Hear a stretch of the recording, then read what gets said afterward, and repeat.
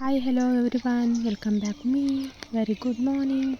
ಇವತ್ತಿನ ಡ್ರಿಂಕ್ ಬಂದುಬಿಟ್ಟು ನಾರ್ಮಲಾಗಿ ಜೀರೋ ವಾಟರ್ ಹಾಗೆ ಸ್ಪೆಷಲ್ ಡ್ರಿಂಕ್ನ ತೊಗೊಂಡಿದ್ದೀನಿ.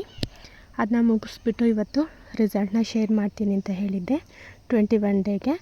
ಹಾಗೆ ಇವತ್ತು ಹಳೆ ರಿಸಲ್ಟ್ನ ನೋಡ್ಕೊಬರೋಣ. ಫಸ್ಟೇ ಸ್ಟಾರ್ಟ್ ಮಾಡ್ತೀನಿ, ಎಷ್ಟು ವೆಯ್ಟ್ ಇದೆ ಅಂತ ನೋಡ್ಕೊಳ್ಳೋಣ. ಇಲ್ಲಿ ಬೆಳಕಿದೆ, ಕಾಣಿಸ್ತಿಲ್ಲ, ಒಂದು ಸಲ ಹಾಗೆ ನೋಡ್ಕೊಳ್ಳಿ.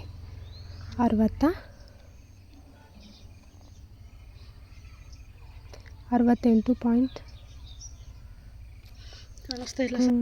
ಏನೋ ಇದ್ದೀನಿ. ಈಗ ಬೆಳಕಲ್ಲಿ ಮನೆಯೊಳಗೆ ಬಂದು ವೀಡಿಯೋನ ಮಾಡ್ಕೊಂಡಿದ್ದೀನಿ ಅಂತ ಗೊತ್ತಾಗಿದೆ ಅಂದ್ಕೊಳ್ತೀನಿ. ಈಗ ಇವತ್ತಿನ ರಿಸಲ್ಟ್ ಅಂದರೆ 20 ಡೇಸ್ ಚಾಲೆಂಜ್ ಮುಗಿದ ಮೇಲೆ ಎಷ್ಟು ವೆಯ್ಟ್ ಕಮ್ಮಿ ಆಗಿದ್ದೀನಿ ಅಂತ ನೋಡ್ಕೊಳ್ಳೋಣ. ನೋಡಿ, 64.2 ಎಷ್ಟು ಕಮ್ಮಿ ಆಗಿದ್ದೀನಿ ಅಂತ ಗೊತ್ತಾಯ್ತಲ್ಲ.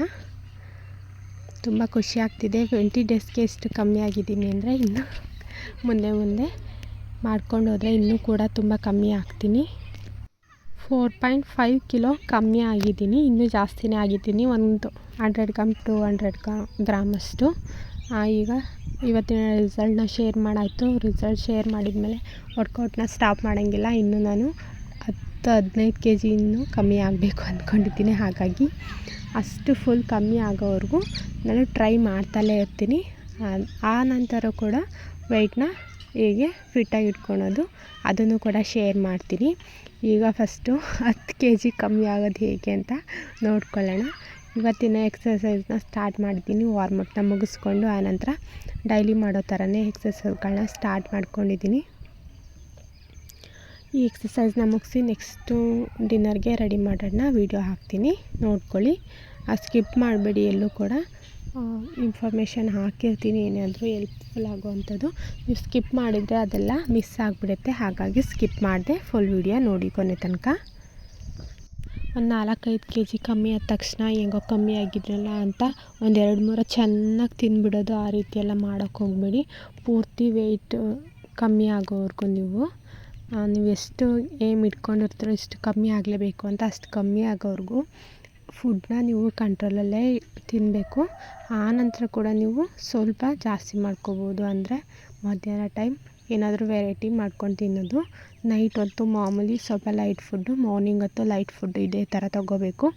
ಆಮೇಲೆ ಕೂಡ ನಾವು ದಪ್ಪ ಆಗಿಬಿಡ್ತೀವಿ. ಆ ರೀತಿ ಕಂಟ್ರೋಲ್ ಮಾಡಿ ಆನಂತರ ತಿಂದರೆ ಕೂಡ ಜಾಸ್ತಿ ಬೇಗನೆ ವೆಯ್ಟ್ ಗೇನ್ ಆಗಿಬಿಡುತ್ತೆ. ಹಾಗಾಗಿ ನೀವು ಕಂಟ್ರೋಲ್ ಮಾಡಲೇಬೇಕು.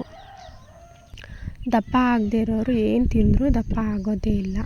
ನಾವು ಅಂದರೆ ನಮಗೇನಾಗ ಗೊತ್ತಿಲ್ಲ, ದಪ್ಪ ಆಗೇ ಬಿಡ್ತೀವಿ. ಏನು ತಿಂದರೂ ನಾವು ಎಷ್ಟು ಕಂಟ್ರೋಲ್ ಮಾಡಿದರೂ ಕೂಡ ದಪ್ಪ ಆಗೇ ಬಿಡ್ತೀವಿ.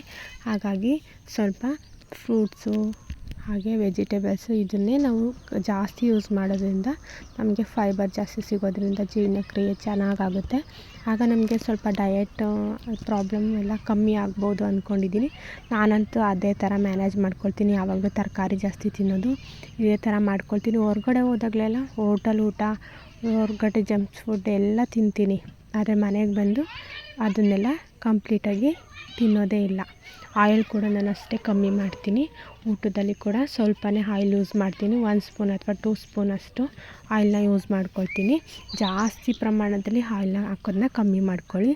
ಹೆಚ್ಚಾಗಿ ಆಯಿಲ್ನ ಯೂಸ್ ಮಾಡಲೇಬಾರ್ದು ಅಂತಲ್ಲ, ಆಯಿಲ್ ಇಲ್ಲ ಅಂದರೆ ಟೇಸ್ಟೇ ಬರೋದಿಲ್ಲ. ಹಾಗಾಗಿ ಸ್ವಲ್ಪ ಯೂಸ್ ಮಾಡ್ಕೊಳ್ಳಿ, ಜಾಸ್ತಿಯಾಗಿ ಯೂಸ್ ಮಾಡೋಕ್ಕೆ ಹೋಗಬೇಡಿ. ಈ ರೀತಿ ಟಿಪ್ಸ್ಗಳು ನನಗೆ ಗೊತ್ತಿರೋದನ್ನ ಹೇಳ್ಕೊಡ್ತೀನಿ. ನಿಮಗೂ ಏನಾದರೂ ಗೊತ್ತಿದ್ದರೆ ನನಗೂ ಕೂಡ ಶೇರ್ ಮಾಡಿ. ಹಾಗೆ ಹೊಸಬ್ರು ನೋಡ್ತಾ ಇದ್ದರೆ ಲೈಕ್ ಮಾಡಿ, ಸಪೋರ್ಟ್ನ ಮಾಡಿ, ಸಬ್ಸ್ಕ್ರೈಬ್ ಮಾಡೋದನ್ನ ಮರಿಬೇಡಿ. ಯಾರಾದರೂ ವೀಡಿಯೋಸ್ ನೋಡ್ತಾರೆ ಆದರೆ ಸಬ್ಸ್ಕ್ರೈಬೇ ಮಾಡಲ್ಲ, ಹಾಗಾಗಿ ಹೇಳ್ತಿದ್ದೀನಿ. ಎಕ್ಸಸೈಸ್ ಕಂಪ್ಲೀಟ್ ಆಗಿದೆ. ಹಾಗೆ ವಾಮ್ ವಾಟರ್ನ ಕುಡ್ಕೊಂಡು ಆನಂತರ ಡಿನ್ನರ್ ಮಧ್ಯಾಹ್ನ ಊಟಕ್ಕೆ ಏನಾದರೂ ಪ್ರಿಪೇರ್ ಮಾಡೋಣ ಅಂದ್ಕೊಂಡೆ. ಫಿಶ್ ತಂದಿದ್ರು, ಹಾಗಾಗಿ ಫಿಶ್ನ ಫ್ರೈ ಮಾಡ್ಕೊಳ್ಳೋಣ ಅಂದ್ಕೊಂಡೆ. ಇಲ್ಲಿ ಆಚೆ ಖಾರದ ಪುಡಿ ಹಾಕ್ತಿದ್ದೀನಿ 1.5 ಸ್ಪೂನಷ್ಟು. ಆನಂತರ ಶುಂಠಿ ಬೆಳ್ಳುಳ್ಳಿ ಪೇಸ್ಟ್ ಹಾಕ್ಕೊಳ್ತಿದ್ದೀನಿ 2 ಸ್ಪೂನಷ್ಟು. ಧನಿಯಾ ಪೌಡರ್, ಅರಿಶಿನ ಪುಡಿ, ಗರಂ ಮಸಾಲ, 1 ನಿಂಬೆಹಣ್ಣು ಸ್ವಲ್ಪ, ಹಾಗೆ ಸ್ವಲ್ಪ ಕಾರ್ನ್ಫ್ಲೋರ್ ಕೂಡ ಹಾಕ್ಕೊಳ್ತಿದ್ದೀನಿ. ಇದಿಷ್ಟನ್ನು ಮಿಕ್ಸ್ ಮಾಡ್ಕೊಳ್ಳೋಣ, ನೀಟಾಗಿ ಕಲಿಸ್ಕೊಳ್ಳೋಣ. ಈ ನೀಟು ಅದೇನು ಗಂಟ್ಕೊಳ್ತಾ ಇರುತ್ತೆ ಅದೆಲ್ಲ ನೀಟಾಗಿ ಹೋಗೋ ಥರ ನೀಟಾಗಿ ಕಲಿಸ್ಕೊಳ್ಳಿ. ಈ ಕನ್ಸಿಸ್ಟೆನ್ಸಿಯಲ್ಲಿ ಇದ್ದರೆ ಸಾಕು. ಇದು ತುಂಬ ತೆಳುವು ಮಾಡಬಾರ್ದು, ತುಂಬ ಗಟ್ಟಿನೂ ಮಾಡಬಾರ್ದು. ಇದು ಕಲಿಸಾದ್ಮೇಲೆ ಉಪ್ಪು ಹಾಕೋದನ್ನ ಮರ್ತಿದ್ದೆ. ಈಗ ಉಪ್ಪನ್ನ ಸೇರಿಸ್ಕೊಳ್ತೀನಿ. ಸ್ವಲ್ಪ ರುಚಿಗೆ ತಕ್ಕಷ್ಟು ಉಪ್ಪನ್ನ ಸೇರಿಸ್ಕೊಳ್ಳೋಣ. ಈಗ ಇದನ್ನು ಫಿಶ್ ಹಾಕಿ ಇದನ್ನು ಕಲಿಸ್ಕೊಂಡು ಆನಂತರ ಫಿಶ್ ಹಾಕಿ ಕಲಿಸ್ಕೊಳ್ಳೋಣ.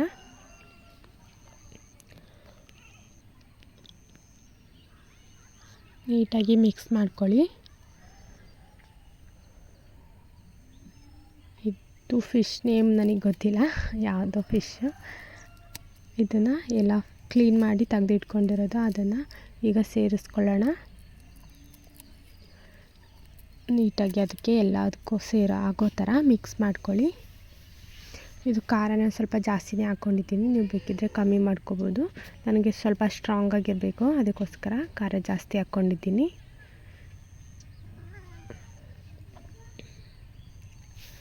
ಇಷ್ಟು ನೀಟಾಗಿ ಮಿಕ್ಸ್ ಮಾಡ್ಕೊಳ್ಳಿ.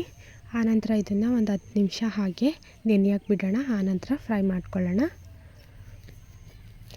ಈಗ ಪ್ಯಾನ್ ಇಟ್ಟಿದ್ದೀನಿ, ಇದನ್ನು ಸ್ವಲ್ಪ ಆಯಿಲ್ ಹಾಕ್ಕೊಂಡಿದ್ದೀನಿ. ಅದು ಬೇಯಬೇಕಲ್ವ, ಸ್ವಲ್ಪ ಆಯಿಲ್ ಇರಲೇಬೇಕು. ಇಲ್ಲಿ ಕೊಕೊನಟ್ ಆಯಿಲ್ನ ಯೂಸ್ ಮಾಡ್ಕೊಂಡಿದ್ದೀನಿ ನಾನು. ಹಾಗೆ ಈ ರೀತಿಯಾಗಿ ಒಂದು 4 ಪೀಸ್ನ ಹಾಕ್ಕೊಳ್ಳೋಣ ಬೇಯೋಕ್ಕೆ. ನೀಟಾಗಿ ಅದು 2 ಕಡೆ ಬೇಯಿಸ್ಕೊಳ್ಬೇಕು, ತಿರುಗಿಸಿ. ಟೇಸ್ಟ್ ಅಂತೂ ಸಖತ್ತಾಗಿರುತ್ತೆ. ನಾನು ಯಾವಾಗ ಫಿಶ್ ತಂದರೂ ಕೂಡ ಇದೇ ಥರ ಮಾಡ್ಕೊಳ್ತೀನಿ. ನನಗೆ ಸಾಂಬಾರಿಗಿಂತ ಈ ರೀತಿ ಫ್ರೈ ಮಾಡ್ಕೊಳ್ಳೋದು ತುಂಬ ಇಷ್ಟ ಆಗುತ್ತೆ. ತವಾ ಫ್ರೈ ಅಂತ ತುಂಬ ಚೆನ್ನಾಗಿರುತ್ತೆ ಟೇಸ್ಟ್ ಕೂಡ. ನಾನು ಜಾಸ್ತಿ ಇಷ್ಟಪಡೋದು ಅಂದರೆ ಮೀನು ಮುರ್ಗೋಡು ಮೀನು ಅಂತ ಬರುತ್ತಲ್ಲ, ಅದನ್ನು ಇಷ್ಟಪಡ್ತೀನಿ. ನಂಗೆ ಅದಂದರೆ ತುಂಬ ಇಷ್ಟ. ಅದರಲ್ಲಿ ಸ್ವಲ್ಪ ಆಯಿಲ್ನೆಸ್ ಜಾಸ್ತಿ ಇರುತ್ತೆ, ಆದರೂ ನೋಡ್ಕೊಂಡು ತಿನ್ನಬೇಕು. ಸ್ವಲ್ಪನೇ 2 ಪೀಸ್ ತಿಂದರೆ ಸಾಕಾಗುತ್ತೆ. ನನಗೆ ಫಿಶ್ ಅಂದರೆ ತುಂಬ ಇಷ್ಟ. ಚಿಕನ್ಗಿಂತ ಫಿಶ್ ಅಂದರೆ ಇಷ್ಟ. ಈಗ ಇದು ಬೆಂದಿದೆ, ಇದನ್ನ ತೆಗೆದಿಟ್ಕೊಳ್ಳೋಣ ಪ್ಲೇಟ್ಗೆ.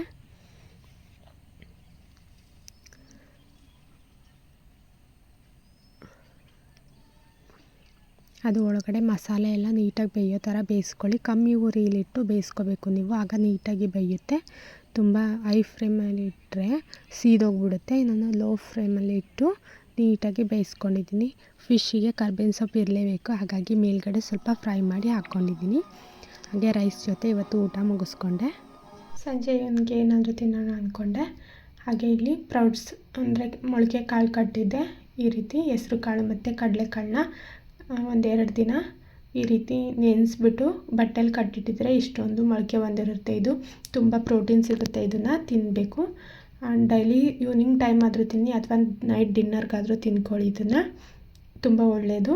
ಹಾಗೆ ಡಿನ್ನರ್ಗೆ ನಾನು ರಾಗಿ ಮಾಲ್ಟ್ನೇ ತೊಗೊಂಡೆ ಇವತ್ತು ಕೂಡ. ಹಾಗೆ ಇವತ್ತಿನ ವಿಡಿಯೋನ ಕಂಪ್ಲೀಟ್ ಮಾಡ್ತಿದ್ದೀನಿ. ನೆಕ್ಸ್ಟ್ ವಿಡಿಯೋ ಸಿಗೋಣ. ಬಾಯ್.